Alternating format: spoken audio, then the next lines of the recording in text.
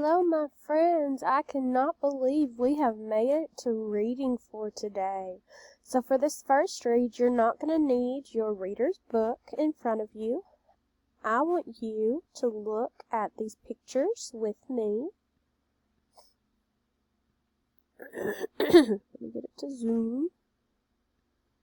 Oops. We all know Miss Hogue is learning. Let's see. There we go. So, I am going to read you a text about a sugar maple tree who has a problem and a woodpecker who helps solve the problem. Let's think about what we know about the relationship between woodpeckers and trees. So, looking at this picture, think about what you see. I see a tree with a face. The tree looks happy, but there's a bird poking at the tree. This bird is called a woodpecker. Woodpeckers poke trees. They bore holes to find insects to eat. So there are 3 different vocabulary that we're going to focus on for this text. So, I want you to listen as we're reading for these 3 words. I am going to write this word to the side. The first word is grubs. Can you say grubs? Good job. So right here is grubs. And to the side, I am going to type grubs. Grubs are small worm-like bugs.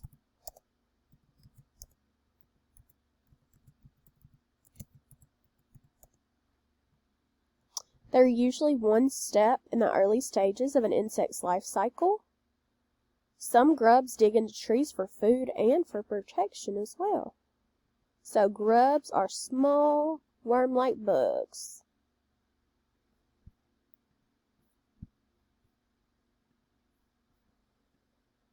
Oops. Our next word is going to be peck. Can you say peck? Perfect. So, oops, I don't want the pen, I want the highlighter.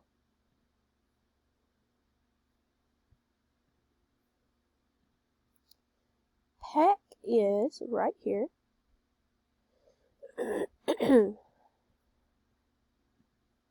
Peck means to quickly hit or bite something.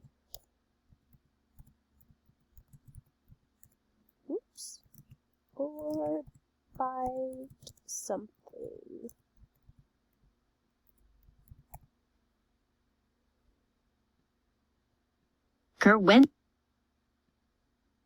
Remember, Miss Hogue still learning how to maneuver this thing without getting it to talk to her? Yeah, we working on it.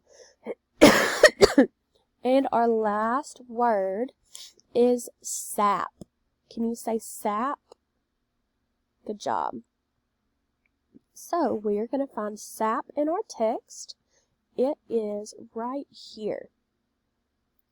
Sap is a thick, sticky liquid that trees produce in their trunks, roots, and branches. Sugar maple told woodpecker he could drink the sap. So, sap is a thick, sticky liquid trees produce.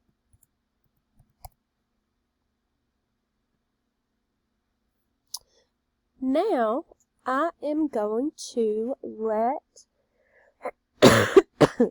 the story be read. So I want you to have your listening ears on. We're going to listen to page 14. As you are listening to page 14, I want you to paraphrase and summarize what you learn about Sugar Maple's problem and how he's trying to solve it after you've listened to page 14. When they were done, Mentor text 4, Sugar Maple and Woodpecker. A Lenape legend as told by Joseph Bruchac. Sugar Maple was a tall, beautiful tree. He reigned over the forest like a generous king. But then beetles and grubs came and bored into him, and that made Sugar Maple very uncomfortable. Sugar Maple could not do anything to get rid of the insects. "Help me," Sugar Maple said to Deer. "These beetles and grubs are making me itchy."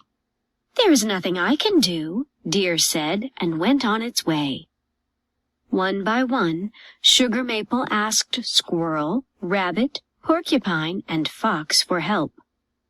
"There is nothing we can do," they said too. Finally, Sugar Maple turned to Woodpecker and asked, "Can you help rid me of all these beetles and grubs?" Woodpecker thought about Sugar Maple's problem, and then called his cousins, and together they went from branch to branch, picking up every beetle and grub. Joseph Bruchac, a prolific author of Abenaki, English, and Slovak descent. Joseph Bruchac still lives in the house where his grandparents raised him, working to preserve native Abenaki traditions, languages, and culture. On writing, Bruchac says, "You have to do it a page at a time, and you have to keep on doing it.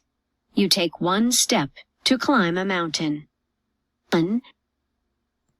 Alright, so you listened to page 14, so what I want you to do now, I want you to turn to the people at your table, and I want you to tell them, in your own words, what you learned about Sugar Maple's problem and how is he trying to solve it. So guest teacher, if you'll pause, give them a little bit of time to discuss, and then whenever you're ready, go ahead and restart the video. They were done, Sugar Maple felt much better and said, "Thank you for your help, Woodpecker." "Thank you for all those beetles and grubs," Woodpecker replied. "They made a fine meal for my cousins and me." Many seasons later, there had been no rain for a long time, and the streams were dry, so Woodpecker went to Sugar Maple. "Can you help me?" Woodpecker asked. "I am dying of thirst." Sugar Maple remembered what Woodpecker had done for it. "I am glad to help you, my friend. You can peck some holes in my trunk, and they will fill with sap for you to drink." Woodpecker did as Sugar Maple said, and made holes in the trunk of Sugar Maple. They filled with sap, and that saved Woodpecker from dying of thirst. Ever since then, the woodpeckers help the sugar maples by picking off beetles and grubs, and every year in the spring, sugar maples share their sap with the woodpeckers. What I'm doing to reach my learning goal. Good job listening, guys. So, I want you to say in your own words or paraphrase and summarize the relationship between the two characters. What is the relationship between Sugar Maple and the woodpecker? Guest teacher, go ahead and pause. Good discussion, guys. So, I have two questions that I'm going to ask.